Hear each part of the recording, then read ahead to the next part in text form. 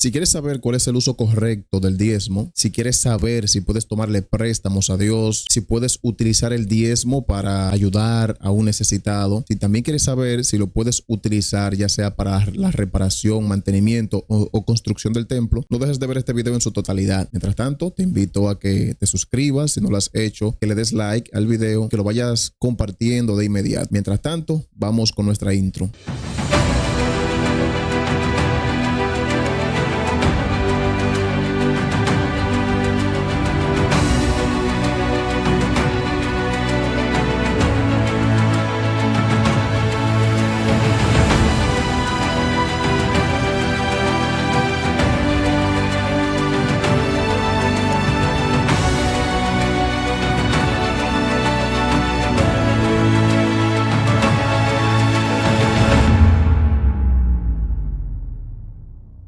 Bienvenido familia a su canal Camino al Hogar. Muchas bendiciones y un abrazo de su amigo y hermano el pastor Jeffrey Marte. En esta vez vamos a continuar con nuestra serie de mayordomía y especialmente vamos a tratar el tema o durante los próximos 3 videos vamos a estar tratando lo que son los temas o el tema del uso correcto del diezmo. Y justamente quisiera que fuéramos a nuestra presentación, la cual nos va a aclarar. Recuerden que aquí nosotros trabajamos con lo que es la Biblia y el espíritu de profecía para que no haya ningún tipo de duda. Aquí no hay manipulación, aquí no hay inventos ni interpretaciones, sino que es todo como un escrito está.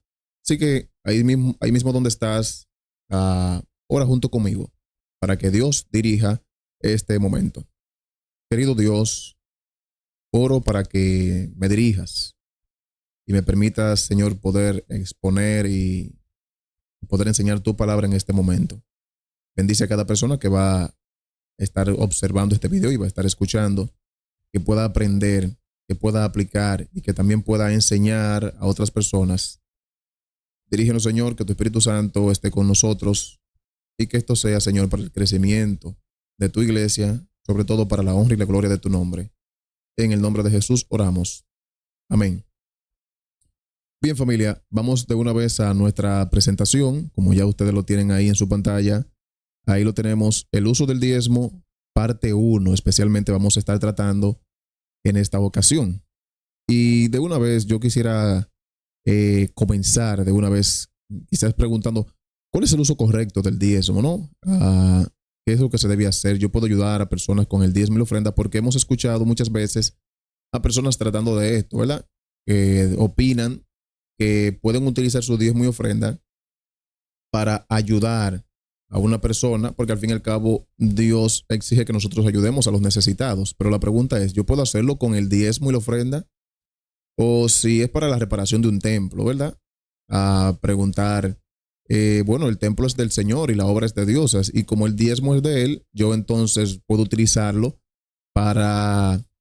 mi diezmo para esto. Y la pregunta es, ¿eso es correcto? ¿Se encuentra en la Biblia? ¿Y qué dice el espíritu de profecía? Son preguntas que vamos a estar respondiendo en este momento.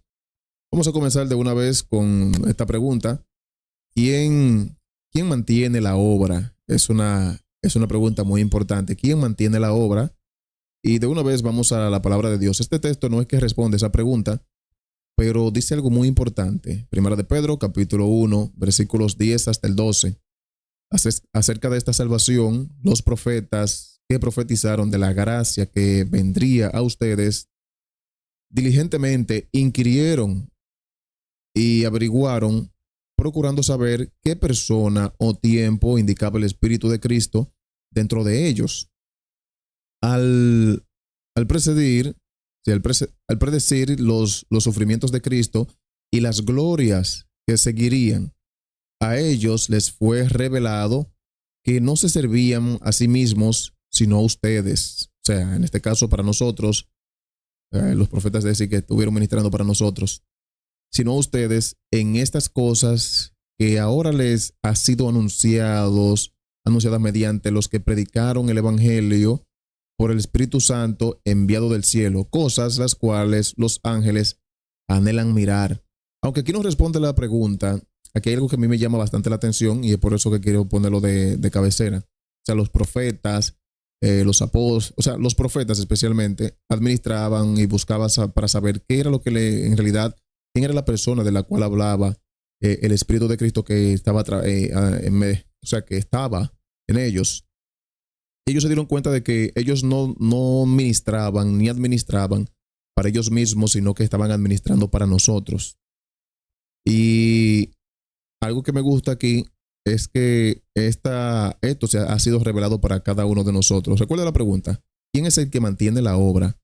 Mira, Elena G. de White, en Testimonio para la Iglesia, tomo 9, página 198, y como dice aquí el párrafo número 3, dice que el Señor ha hecho depender la proclamación del Evangelio, la proclamación del Evangelio de la obra y los dones voluntarios de todo su pueblo. O sea, si usted se da cuenta, por eso fue que cité el texto anterior de aquí en Primera de Pedro, que aunque no lo menciona aquí este versículo, o sea, que es en el mismo contexto, que los ángeles anhelan poder predicar el Evangelio, pero en realidad la obra se ha encomendado para nosotros.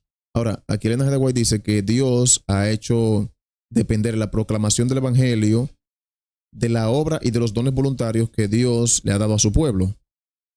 Y que él, sigue diciendo aquí que el que anuncia el mensaje de misericordia a los hombres caídos también tiene otra obra. ¿Cuál es?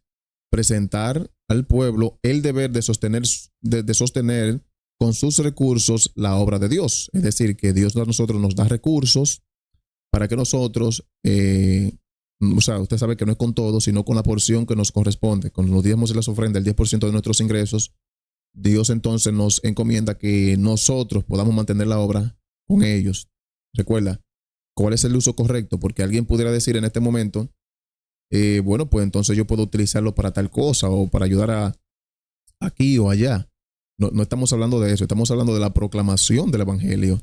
Y aunque aquí no le está diciendo, más adelante lo vamos a ver. Recuerden que esto no es un asunto a lo loco ni nada de eso. Sigue diciendo aquí la partecita después de la subrayada, la parte roja. Debe enseñárseles que una parte de sus entradas pertenece a Dios y debe dedicarse a su obra como algo sagrado. Ya yo creo que usted sabe por dónde va la partecita, que eso de una vez, los diezmos. Vuelvo y repito, debe enseñársele que que una parte de sus entradas pertenece a Dios, o sea, el 10%, y debe dedicarse a su obra como algo sagrado. Debiera presentar esta lección mediante la palabra y el ejemplo. Cabe mencionar esto, ¿verdad? Es bueno que si usted es tesorero o anciano y va a hablarle a una persona sobre esto, es bueno de que usted también esté dando ejemplo de las cosas que se debe hacer en la iglesia, ¿no? Especialmente en esta materia. Y sigue diciendo que debiera cuidar de no debilitar la fuerza de su enseñanza a causa de su propio comportamiento. Seguimos aquí entonces. Aquí sí yo creo que vamos dando de una vez con el punto clave o con uno de ellos. ¿Cuál es el único uso correcto del diezmo? Recuerda nuevamente, hago la pregunta. ¿Puedo utilizar el diezmo para sostener quizás el templo, darle mantenimiento o algo parecido? ¿Puedo quizás tomar préstamo? Porque esto lo vamos a citar un poquito más adelante. ¿Puedo tomarle un préstamo a Dios porque mis gastos se fueron? Mis gastos fueron más de lo pensado y entonces sucedió algo, vamos a decir, así que Señor, tengo que tomarte el diezmo, tengo que tomártelo prestado. ¿Es correcto eso? Y la número 3, hay alguien necesitado y yo debería entonces de tomar el diezmo para entonces ayudarlo. Esa pregunta la vamos a responder dentro del pronto. Así que volvemos y preguntamos, ¿cuál es el único uso correcto que tiene el diezmo? Mira, no dice cuáles son los usos del diezmo, sino el único uso correcto.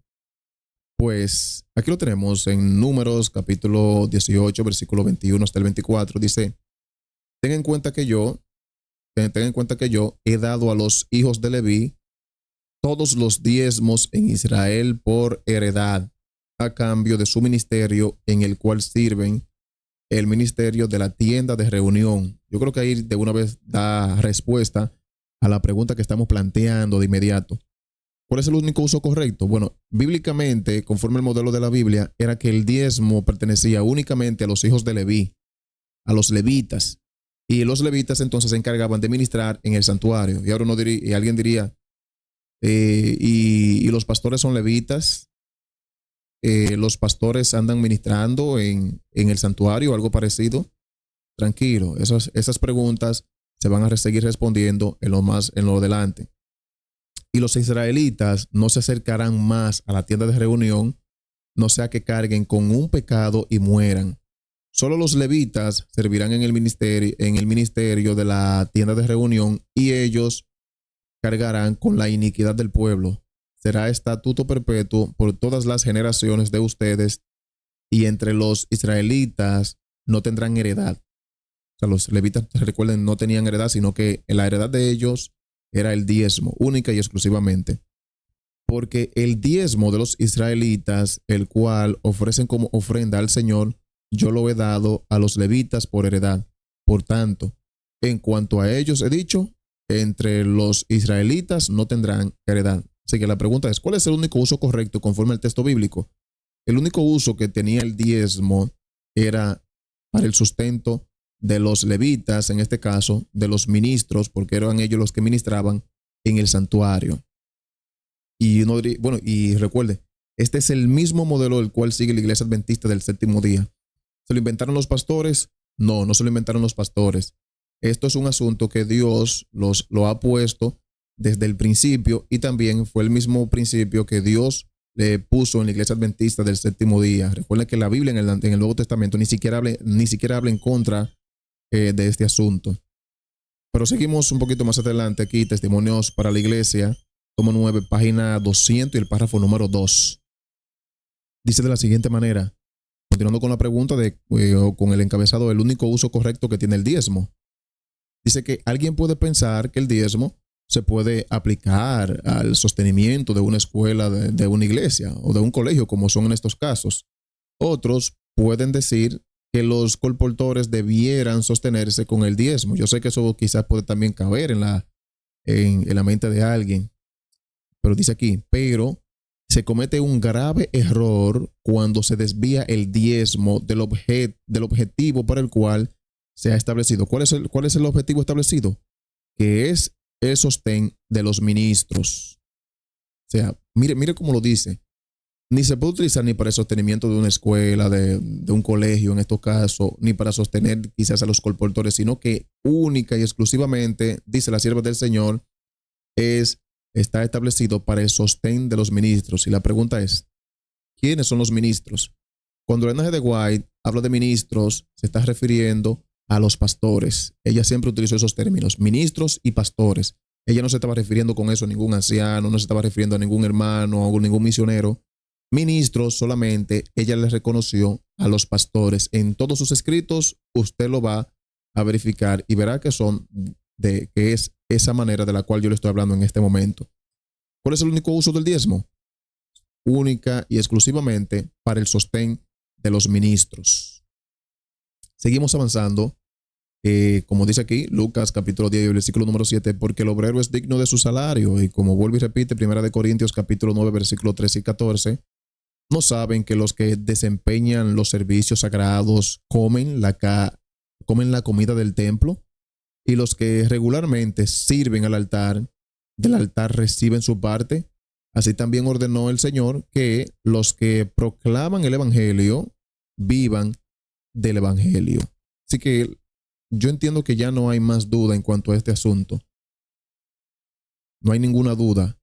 O sea, el diezmo solamente tiene un uso correcto en la Biblia y en el espíritu de profecía. Recuerden, esta cita es del espíritu de profecía. Usted lo va a buscar ahí.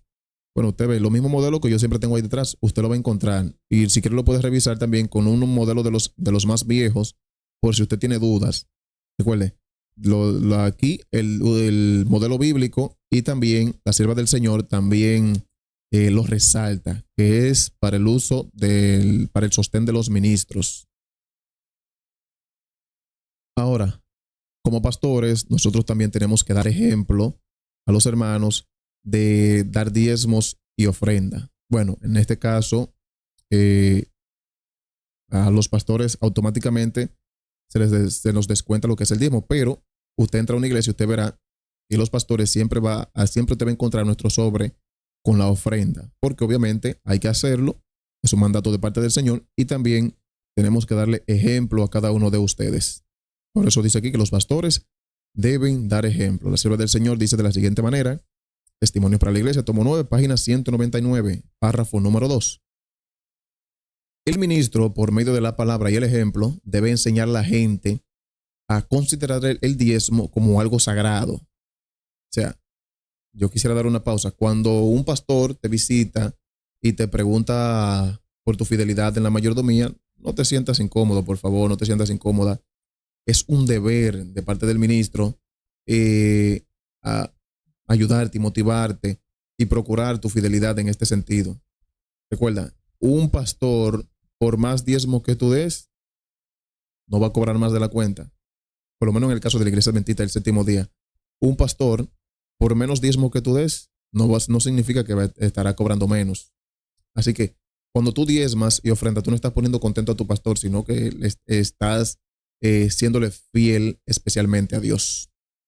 Así que como los ministros tenemos que dar un ejemplo, ¿verdad? Del uso sagrado del diezmo.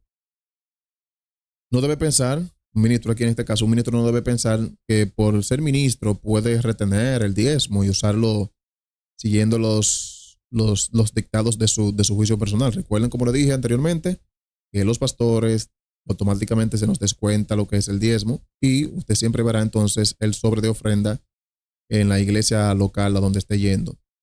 Dice la sierva del Señor que el ministro no le pertenece el diezmo. No puede tomarse la libertad de dedicar para sí mismo lo que piensa que le corresponde. No debe apoyar, incluso, oye esto, un pastor no debe apoyar ningún plan para desviar el uso legítimo de los diezmos y las ofrendas que han sido dedicados a Dios. O sea, un pastor que esté apoyando algún movimiento que no quiera mandar los diezmos a la asociación es un pastor que no está dando un ejemplo. Es un pastor que está dando un ejemplo bíblico ni conforme a lo que el espíritu de profecía dice. Míralo aquí nuevamente. Que un pastor no debe apoyar ningún plan para desviar el uso legítimo del uso de los diezmos y las ofrendas que han sido dedicados a Dios, sino que deben colocarse en su tesorería y destinarse para su servicio, tal como Él lo ha establecido. Yo entiendo que todo esto está bastante claro ahí. Seguimos aquí un poquito más adelante, Hebreos capítulo 3 y el versículo número 17. Obedezcan a sus pastores y sujétense a ellos, porque ellos velan por sus almas como quienes han de dar cuenta. Permítanles que lo hagan con alegría y no quejándose, porque eso no sería provechoso para ustedes. O sea, este texto bíblico, hermano, motiva bastante a una buena fidelidad para que tanto tú como tu pastor, o sea, mira, esto aquí incita o motiva, mejor dicho, al respeto al ministerio. Esto aquí motiva al respeto al ministerio y también te dice que la razón por la cual un ministro te procura tu fidelidad es por el gozo, ¿verdad? De ver una iglesia que esté bien florecida, que esté teniendo una buena fidelidad ante Dios. Y un ministro, obviamente, cuando ve que la iglesia está bien en todo este aspecto de la espiritualidad, es un ministro que está contento y trabaja satisfactoriamente. Entonces, aquí es donde respondemos las tres preguntas que hacemos, que hemos recalcado ya. Tres usos incorrectos de los diezmos. ¿Cuáles son esos tres usos incorrectos que se le dan a los diezmos? Número 1, préstamos para usos seculares. Eso fue el ejemplo que yo más o menos había puesto al principio de cuando los gastos que yo tengo del mes sucedió algo, cuando digamos que sucede algo y algo como que los gastos fueron más elevados, que tuve un error quizás en los gastos, me dejé llevar, algo parecido. Y luego digo yo, bueno, Señor, tú ves lo que ha sucedido. Voy a tomar prestado el diezmo de este mes o de esta quincena y lo voy a dar entonces en la próxima. La pregunta es, ¿eso es correcto? Otra pregunta ¿es Dios un prestamista? Y la pregunta es, si tú lo vas a tomar prestado, Dios como prestamista, así como tú lo ves como prestamista, ¿Él te dijo que sí? Bueno, pues vamos entonces a ver ¿Qué nos dice aquí la sierva del Señor?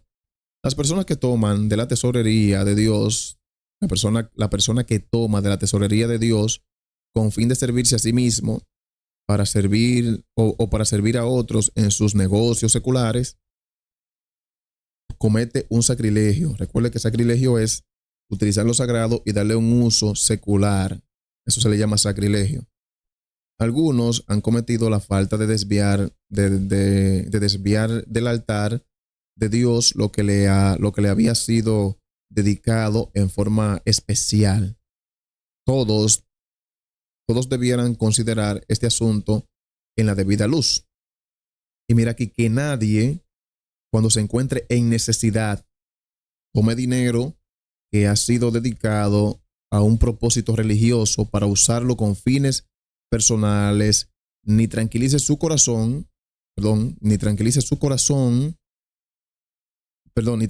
conciencia diciéndose que lo pagará en el futuro. Ay, oye esto, familia, que nadie se tranquilice su conciencia. O sea, vuelvo y lo repito esa parte, que nadie cuando se encuentre en necesidad, porque uno puede decir, estoy pasando por un mal momento, sucedió esto, que nadie cuando se encuentre en necesidad tome para sí, tome dinero que ha sido dedicado a un propósito religioso para usarlo con fines personales, y sobre todo que nadie tranquilice su conciencia diciéndose que lo pagará en el futuro. No se debe hacer esto, familia.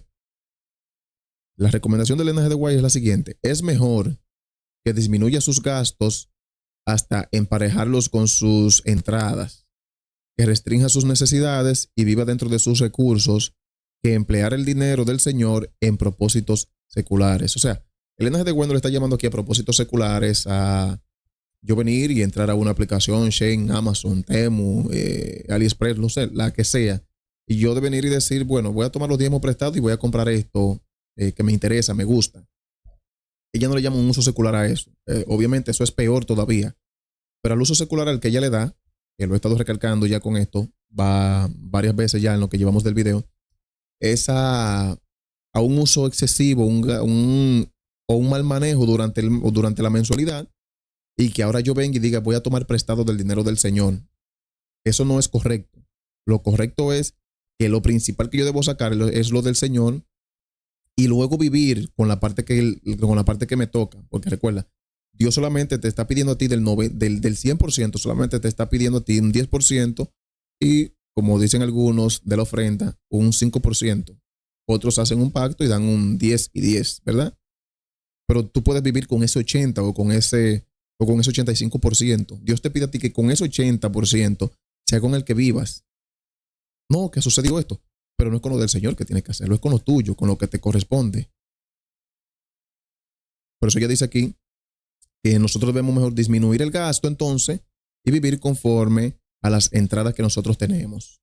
Yo creo que aquí tenemos la otra parte. Se puede dar donaciones con la parte del Señor, o sea, personas que vemos a un necesitado y yo digo, bueno, yo puedo ayudar a una persona con mi diezmo. Dice la sierva del Señor, Testimonio para la Iglesia, página 199 y el párrafo número 3. Dios desea que sus mayordomos sigan con exactitud las disposiciones divinas. Dios desea que nosotros sigamos con exactitud las disposiciones divinas. En un segundito, no deben desvirtuar los planes de Dios efectuando alguna obra de caridad, haciendo una donación o dando una ofrenda, como lo que venimos planteando. Cuando ellos, o sea, lo que quieren dar que una donación, cuando ellos, los agentes humanos, lo vean conveniente. O sea, un hermano, un amigo que está enfermo, tiene alguna necesidad, mi diezmo y ofrenda. No. Dios no te dice a ti que lo haga con los diezmos y ofrenda. Dios te dice a ti que lo haga con el 80% que te corresponde. Así que el Ellen G. White dice que eso es un procedimiento muy pobre, intentar mejorar los planes de Dios e inventar un sustituto y luego promediar las donaciones hechas como resultado de buenos impulsos ocasionales y compararlas con los requerimientos del Señor. O sea, no es correcto. Dios pide que todos respeten sus disposiciones. Ha dado a conocer su plan y todos los que colaboran con él deben promover ese plan en lugar de atreverse a tratar de mejorarlo. Mi pregunta es, ¿puedo dar donaciones con mis diezmos y mis ofrendas? No, claro que no. Ni la Biblia ni el espíritu de profecía apoya esta actitud. Lo que sí apoya es que tú con el 80%, es decir, con la parte que te toca, con eso sí tú puedes entonces dar donaciones. Incluso si quieres, lo puedes regalar todo, si ese es tu deseo. Pero de la parte que te toca. La parte número 3, se pueden retener los diezmos para mantener el templo. Testimonio para la iglesia, tomo 9, página 199 y el versículo y el párrafo 4 dice que el pueblo de Dios de la actualidad debe recordar que la casa de culto es prioridad del Señor y que se debe cuidar escrupulosamente. Pero los fondos para este fin no deben proceder del diezmo. O sea, una iglesia que se le pasó algo, una situación, lo que sea, un ciclón, algo inesperado, y la iglesia puede decir, bueno, pues vamos entonces a retener los diezmos para entonces nosotros reparar el templo. Eso no es correcto, porque la sierva del Señor dice aquí, pero los fondos para este fin no deben proceder del diezmo. Ella sí apoya de que la iglesia esté bien bonita, que debe ser una prioridad, pero que para repararlo no debe proceder de los diezmos. ¿Y qué sucede cuando entonces nosotros mal utilizamos los diezmos? Yo quiero ir terminando con la presentación. Hechos capítulo 20 y el versículo 28 hasta el 30 da para ir preparando el ambiente para una cita del espíritu de profecía. Tengan cuidado de sí mismos y de toda la congregación, en medio de la cual el Espíritu Santo les ha hecho obispos para pastorear la iglesia de Dios, la cual él compró con su propia sangre. Y luego dice que sé que después de mi partida vendrán lobos feroces entre ustedes que no perdonarán el rebaño. También entre ustedes mismos se levantarán algunos hablando cosas perversas para arrastrar a los discípulos tras ellos. Y yo quiero hacer una pausa aquí, porque usted ya con mucha experiencia dentro de la iglesia, usted sabe que estas cosas siguen sucediendo. Personas que ya no están de acuerdo con la iglesia, personas que quieren seguir sus propios ideales. Y no solo eso, que esas personas arrastran tras sí a otras personas para que crean también su misma ideología, su misma creencia. Pero yo hago la pregunta, ¿lo que yo estoy presentando aquí en este momento son mis propias palabras o son Biblia y espíritu de profecía? Y como dicen por ahí, si la Biblia lo dice, yo lo creo. Y si también quieres que sea el espíritu de profecía, mira cómo el espíritu de profecía ha dado bastante en el clavo. Porque hay personas que están mandando su diezmo y ofrenda a otros lugares sin ni siquiera documentarse, sino solamente porque opinan algo, escuchan algo y simplemente siguen esos ideales. Pero ¿qué dice la Biblia? ¿Qué dice el espíritu de profecía? Pues yo entiendo que todo lo que hemos tratado aquí en este momento es un punto bastante clave y no hay ni manipulación, no hay adulteración de textos ni nada de eso. Usted tiene los libros, compárelo y usted se va a dar cuenta si lo que la iglesia está haciendo es una mentira, si la iglesia lo que quiere es retenerlo a usted, o si lo que los pastores hacemos son asuntos por nuestro propio beneficio. No. Lo que estamos diciendo, conforme a la presentación que yo estoy tratando en este momento, es porque la Biblia y el espíritu de profecía lo manda así. Así que si estás ahí, comenta un amén ahí debajo, ¿no? Así que familia, no inventemos, no nos dejemos llevar de cualquier tipo de idea, seamos como los bereanos. Recuerden que la gente de Berea, ellos se pusieron muy contentos cuando escucharon la palabra, pero sobre todo lo que ellos hicieron fue que fueron a la palabra para confirmar si esas cosas eran así. ¿Quiénes se dejan llevar? Pues la gente que se congrega no en una iglesia, sino en YouTube. La gente que se congrega en YouTube se deja llevar de todo lo que escucha en las redes sociales. Así que ojo con esto, familia, y no se deje llevar de todo lo que usted anda escuchando por ahí. Segunda de Timoteo, capítulo 3, versículo del 1 al 6. Pero debes saber esto, que en los últimos días vendrán tiempos difíciles, porque los hombres serán amadores de sí mismos, avaros, jactanciosos, soberbios, blasfemos, desobedientes a los padres, ingratos, irreverentes, sin amor, implacables, calumniadores, desenfrenados, salvajes, aborrecedores de lo bueno, traidores, impetuosos, envanecidos, amadores de los placeres en vez de amadores de Dios, teniendo apariencia de piedad, pero que habiendo negado su poder, o sea, como dice su versión, negando la eficacia de la misma. Yo resalté aquí algunas palabras: la soberbia, la ingratitud, la irreverencia. O sea, ingratitud, no estoy contento ni con la iglesia ni con nada. Irreverencia, me da lo mismo de que tú estés predicando de esto, yo agarro y me paro de ahí y me voy.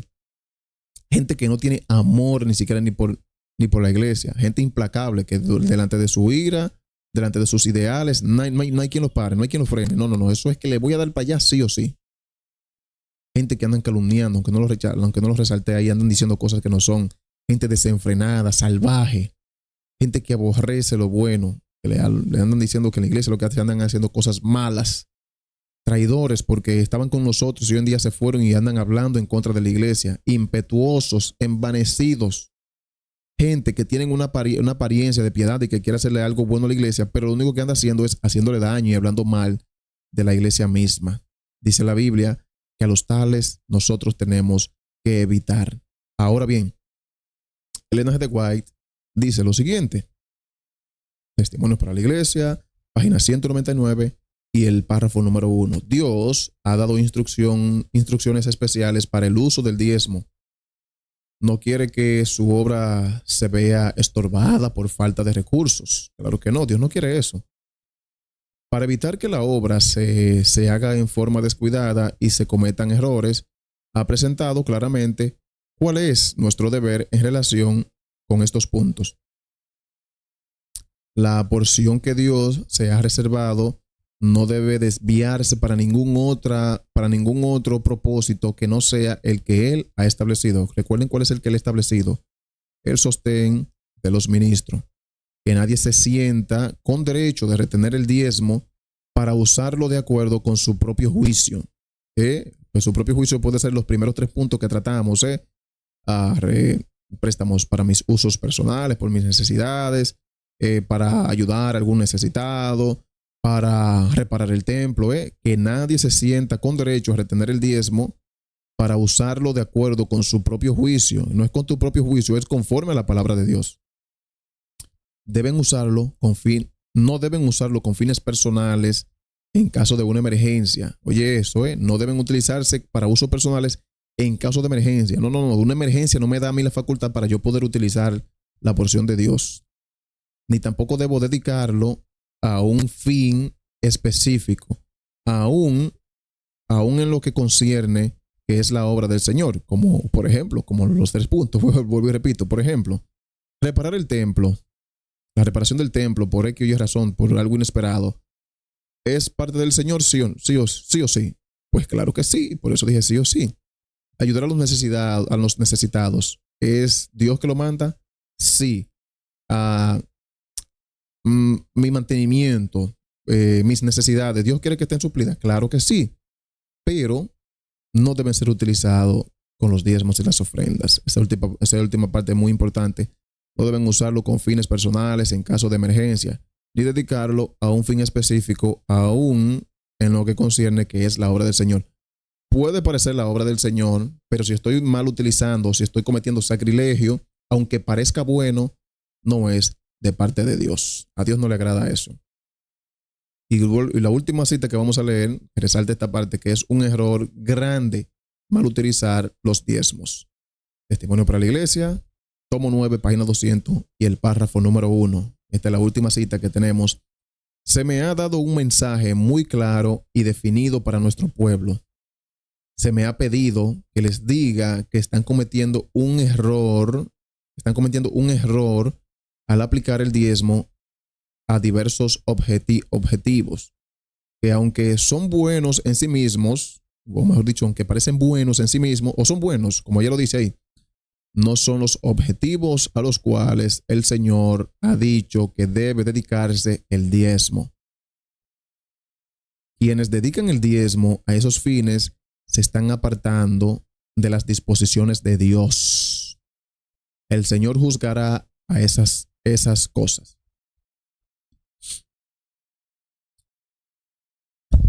Bien, familia pelona, Me picó un poco la nariz y eso me hace estornudar. Gracias a Dios no pasó nada de eso. Pero mi pregunta es, ¿te dejarás guiar de la Biblia y el espíritu de profecía o te dejarás guiar de teorías que escuches en YouTube?